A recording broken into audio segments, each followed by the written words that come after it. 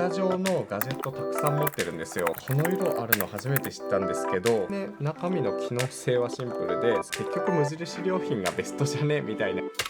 こんにちは、トバログです。昨日ね、久しぶりにちょっと車で外まで出かけて、無印良品でいろいろなものを購入してきました。今ね、ちょうど無印良品週間っていうのがやってて、無印良品のメンバーであれば、ほとんどのね、ものが 10% オフで購入できる期間なんですね。最近ね、いろいろなものが値上げされてるんで、これを機にいろいろ買ったっていう感じです。というわけでね、今回の動画は買ったものの紹介と、あと僕がこれまで購入した中で、これおすすめだっていうものをね、紹介していこうかなと思います。一応ね、目次はつけているので、そこで飛びながらチェックしていってください。それではね、ゆるっと早速いってきましょう。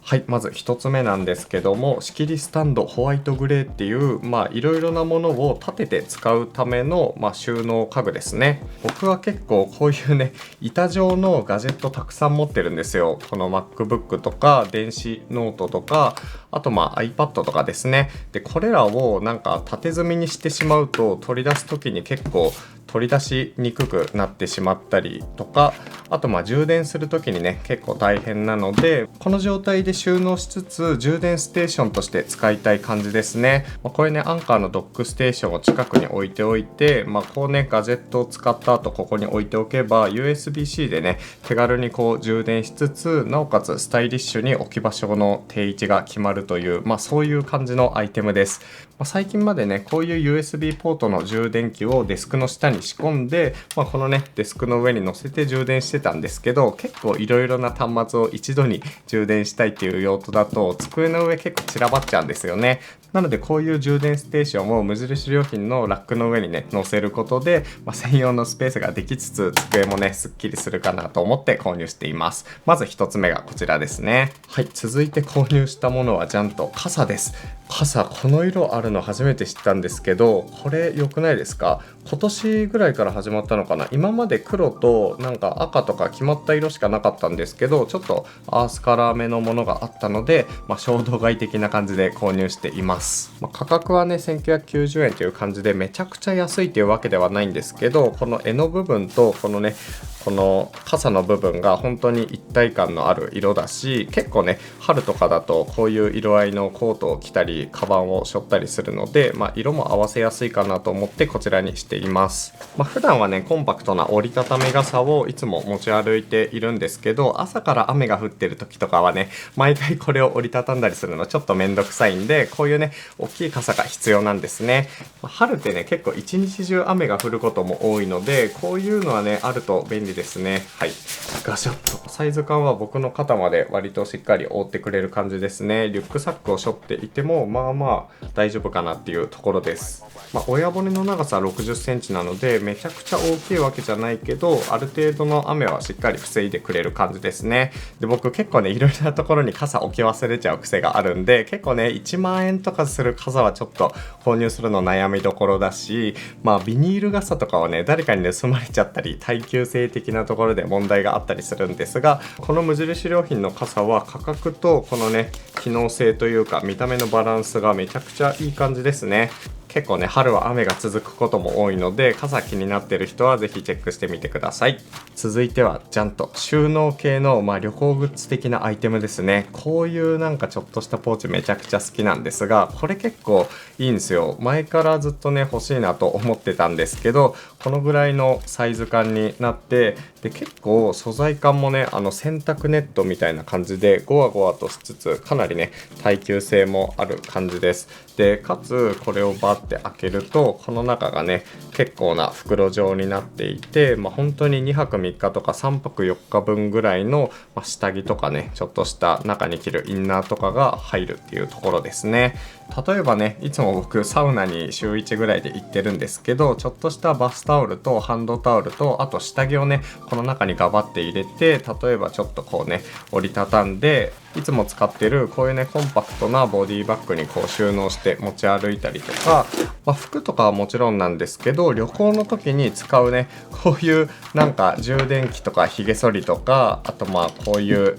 変換のねアダプターとか、こういうね細かいガジェットをガシャッとね適度に収納しつつ、スーツケースの中にこうガバッと入れられるみたいな、そういうものが欲しくて、これを購入しています。見てわかる通りメッシュ素材なので、防水っていうわけじゃないから雨に濡れたり水着とか収納するのは難しいんですけども、乾いたね衣類とかそういうちょっとしたコードがバラバラになりがちなガジェットを収納しておくとか、そういう用途でね結構幅広く使えるかなと思ってます。こういうアイテムって結構黒一色なことが多いんですけど、そういう理由からね割と無印良品で購入したりしています。はい、続いて購入したのがこちらのねチャコールグレーのサンダルですね。ウレタン素材でこれ990円で購入できました。いやめちゃくちゃ良くないですか、この素材感と色合いと。結構ね普段使いのサンダルどうするか問題っていうのがあって、今ねビルケンシュトックのサンダルを1足使っているんですけども、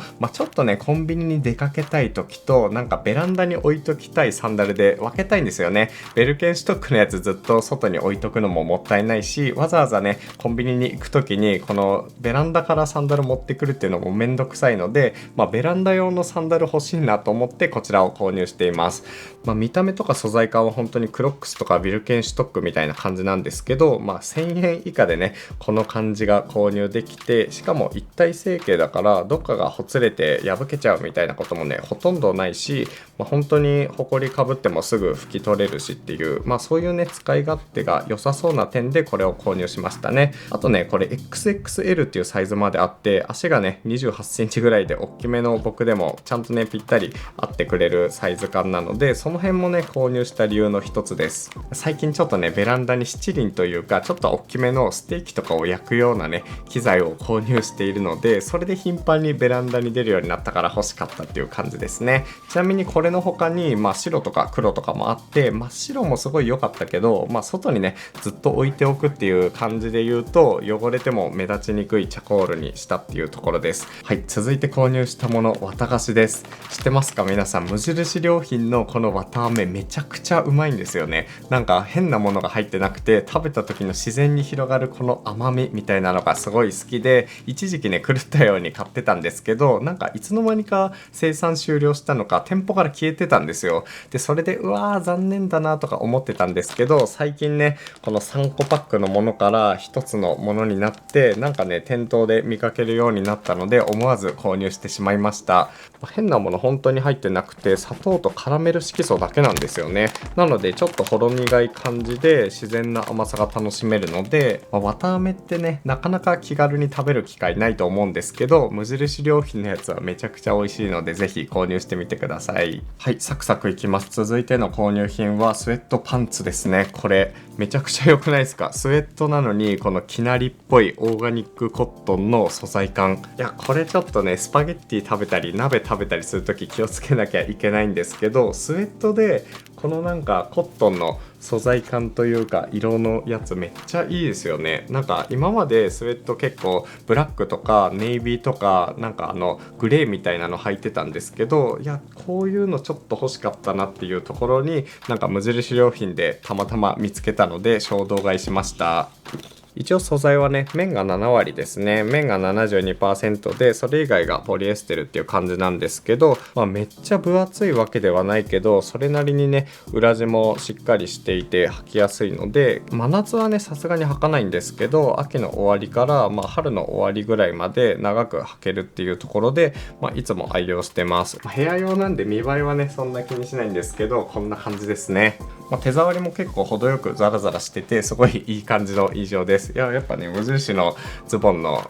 スウェットいいっすね。はい、続いて購入したもの、地味なんですけどもこちらのねゴミ袋です。30リットルのやつで、我が家は基本的にゴミ袋は無印良品で購入したものを使っています。このサイズ感に収まるのめっちゃいいですよね。結構ね東京以外だと市とか区がね指定した1枚20円とか30円するゴミ袋使わないといけないみたいなことあるかもしれないんですけど、東京都内だとねゴミ袋半透明だったら割と何でもいいみたいな地域が多いので、うちでは普段使いのゴミ袋としてこちらを使っています。これどういう風になるかっていうと、くるくるくるって巻物みたいにくるくるってここまで伸ばしたらビシッて切って、でここからねよいしょこっからねこういうゴミ袋になるんですね。一応なんかね 50% は植物由来のバイオマス素材を使ってるらしいんで、ちょっとねなんか普通のゴミ袋より破けやすいというか、こういうね硬い紙のなんか封筒みたいなのを捨てるとすぐシャッて破けちゃったりはするんですけど、そういうのさえ気をつければ本当に置き場所もね小スペースで済むし、かなり佇まいもよく可愛い感じなので、うちではこれですね。99円で12枚入りで購入できます。今回のね購入品はこんなところですね。めちゃくちゃ派手なものは買ってないんですけど、本当に日常で使うものっていう感じです。じゃあここからはねちょっと今まで使ってきてこれは結構おすすめしたいなっていうものがたくさんあるので、それをね紹介していこうと思います。はい、まずおすすめ1つ目としてはこちらですね。これは前にも動画で紹介したんですけど、無印良品のガジェットポーチっていう名前のポーチです。すごくないですか？ガジェットっていう単語昔は誰も知らなかったのに、いつの間にかね浸透して無印良品のね商品名にまでなっちゃいましたね。で今ね実際に僕がメインのガジェットポーチとして使ってるものなんですけど、これね結構使いやすいです。まずねこんな風に立つんですよ。もう単体で中に物を入れてても自立してくれるので、場所はね結構小スペースで済むっていうところが嬉しいです。でかつこれをガバッと開けると、本当にね中身の機能性はシンプルで、そしてトバログの持ち物ごしゃっとしてるんですけど、こんな風にねたくさんのものがシンプルに収納できるっていう点が嬉しいですね。ガジェットポーチっていうと本当になんかケーブルとかなんかねちょっとしたペンとか専用の収納場所が多すぎて逆に何も収納できないみたいなこと結構あったりするんですが、無印良品の場合本当にこのメッシュのね網の部分が両端についてるだけなので、いろいろなものをフレキシブルに収納することができます。でかつこれをね開いた状態でガボッとこういう風にね置いておけるので、作業をねしてる時とかにこう横に置いといてすぐ使いたいみたいなのもすごい楽ですね。中身はねそのうち紹介したいんですけど、めちゃくちゃ薄いテンキーだとか、あと USB ハブとか充電器とかワイヤレスイヤホンとかが入っています。もう少しね欲を言えば街が広かったり、もう少しなんかサイズが大きいタイプとかもあったら嬉しいなと思うんですけど、ほとんどの人はこれで事足りると思うので、このねちょっとしたクッション性もありつつ700円台で購入できるから結構おすすめですね。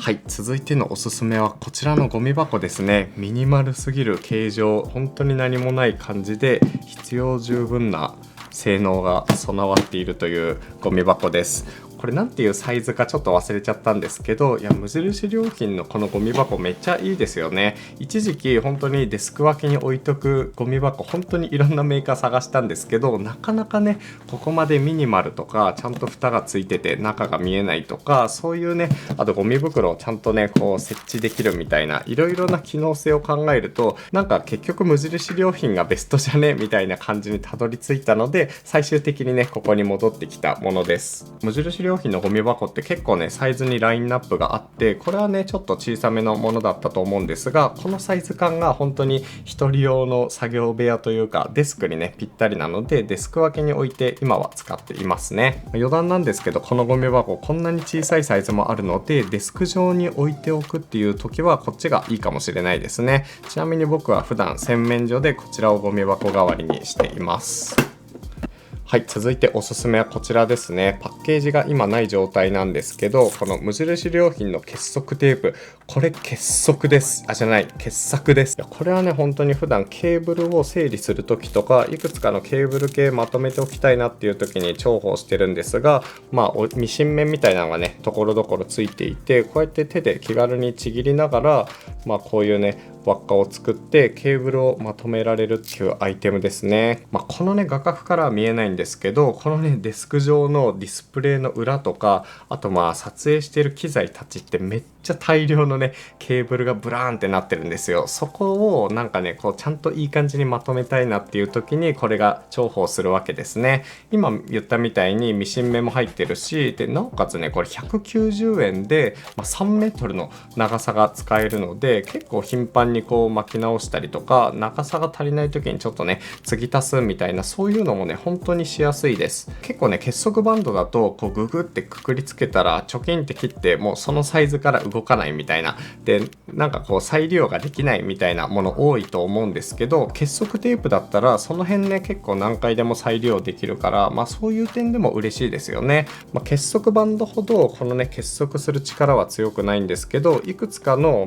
ケーブルをまとめておきたいっていう時にかなり最適です。これはおすすめ。はい、続いて個人的に無印良品のアイテムでめっちゃ好きなんだよなっていうやつがこちらです。これはね何かっていうと、ウェットティッシュを入れておくためのケースなんですが、このね見た目のミニマルさと、あとサイズ感、そしてこの蓋が開くっていうこのなんか雰囲気が本当に好きで、結構ねついつい買ってしまいます。前に紹介した時はこれマスクケースにしていて、毎回ね使い捨てマスクをこう引っ張ってその度にね使えるようにするっていう使い方をね紹介したんですけど、今はねこれ領収書ケースとして活用しています。結構領収書ってね個人事業主とかなんか法人とかでやってる人って保管場所困る問題あると思うんですよね。で毎回財布からどっかに移動するんですけど、ファイルだとちょっと分厚くなりすぎちゃうし、なんか袋に入れておくのもなっていうのがあって、これだとね本当に見た目は領収書入れに全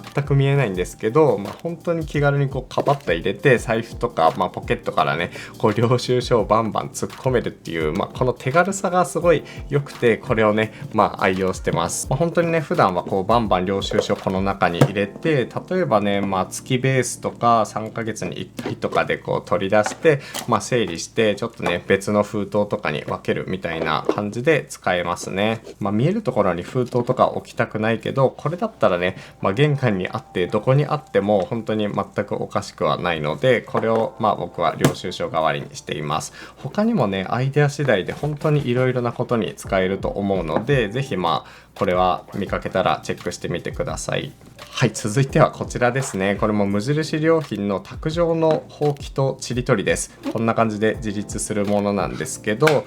これはね本当に見た目というか、このねサラサラ感とかさっきのゴミ箱と素材感も近いので、なんか全体的にねトーンを統一するっていう意味でこちらを愛用してますね。で結構ね白いデスクって割とホコリとかが目立つんですよ。ちょっとしたねホコリとかゴミとかがあったらこう撮影する時にね割と目立つので、その前にこうやってねカーってここを吐いたりとか、あと割とお菓子を食べたりするんですけど、お菓子の食べかすみたいなのをこうやってね集めるっていう目的でこれをいつも手元に置いています。これも無印のフックなんですけど、こういうのに引っ掛けて、こうやってねデスクの脇に引っ掛けておけばいつでも使いたい時に取り出して、こうやってね掃除ができるのでいい感じですね。で結構こういう用途だと卓上クリーナーとかそういうのもね売ってて、買ってる人も多いと思うんですけど、割と充電したりとか、なんかその端っこに結構デカめのねアイテムが置いてあるっていうのは圧迫感があるので、使い方もシンプルだし、今のところはこれを愛用してますね。価格も500円以下で買えるし、意外とホコリが溜まりやすいデスクで使うのに最適です。はい、あとねやっぱり無印良品でめちゃくちゃこの時期おすすめなもので言うと、あれですね、壁につけられる収納。これね去年の暮らしの道具ベストバイでも紹介してるんですけど、めちゃくちゃねいろいろな種類あるし、しかもね賃貸でも普通に現状復帰問題なしで使えるし、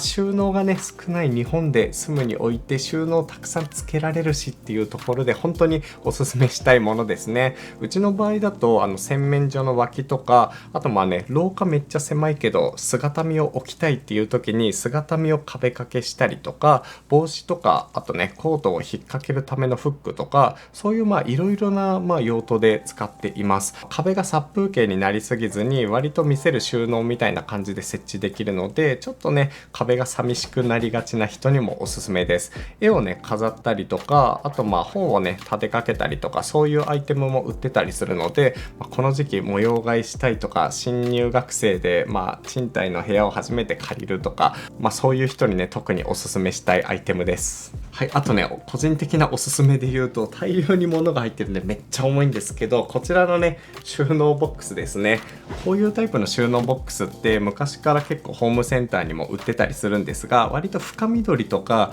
なんかね濃いめのブルーだったりとかして部屋に馴染みづらかったんですよ。なんですけど同じような形状で無印良品がねこの真っ白なものを作ってくれたから、これをねなんか4つぐらい買って、それぞれカテゴリー別に、本当に普段は使わないけど年に何回か使うかなみたいなものを収納しています。で結構ね耐久性もあって割と硬いので、僕の場合だと DIY 系の道具とか、あと替えの電球とかノコギリとかそういうものを収納しています。でもう一つが、これ使わないんだけどさすがに捨てるわけにもいかないなみたいなものを収納してるボックスです。もう使わなくなったけど初めて購入してめちゃくちゃ気持ちいいってことが分かった HHKB とか、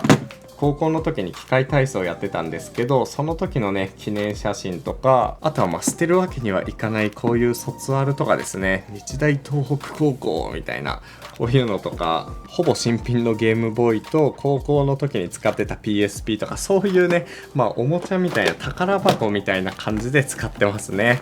こういうものって結構ね大きくてかさばる割に普段全く使わないので、時々見返して楽しむぐらいの用途だから、こういうね無印良品のボックスに一度にね収納しておけば、部屋はシンプルなんだけど卒アルとかレトロゲームとか思い出のものたちが入ってるっていう状態になるので、これはねおすすめです。はい、続いては前回のね動画でも紹介したんですけど、こちらですね。ちょっとこれ折りたたんだ状態なんですが、無印良品のこれはパイン材の折りたたみデスクです。普段ねこうやってデスクがある人だったらそんなに使わないかもしれないんですけど、賃貸でめちゃくちゃ狭いけど急にね在宅ワークになっちゃったとか、ちょっとね趣味でブログとかそういうデスクワーク系の趣味を始めたから、そういうね用途でデスクが必要になったみたいな、そういう人だったら結構ありかなと思うデスクですね。これが7990円で、僕購入した時5000円とかだったんですけど、今ならね 10% オフなので、ちょっと安く6000円台で購入できる感じです。こんな感じで置けるので、例えばねノート PC でちょっと作業したいみたいな、そういう用途ぐらいだったら全然ありなサイズ感ですね。この部屋で動画を撮ってる時はまず使わないんですけど、リビングでねちょっと子供を見ながら作業したいとか、そういう用途で、時々引っ張り出して使ったりもしているので、今度ねそのリビング作業部屋的な動画も撮ってみようかなと思います。はい、今回はね結構いろいろなものたくさん紹介したんですけど、こんなところですかね。もしね気に入ったものがあったらぜひ無印良品週間が、3月27日までなのでチェックしてみてください。あとは皆さんもね購入したものがあったらぜひコメント欄で教えてください。はい、というわけで今回は動画はこれで終わりにしようと思います。トマログではこの動画の他にも結構ね家具の動画だったりカバンの中身みたいな動画たくさん出しているので、ぜひチェックしていってください。気に入っていただけたらチャンネル登録お願いします。それでは次の動画でお会いしましょう。トマログでした。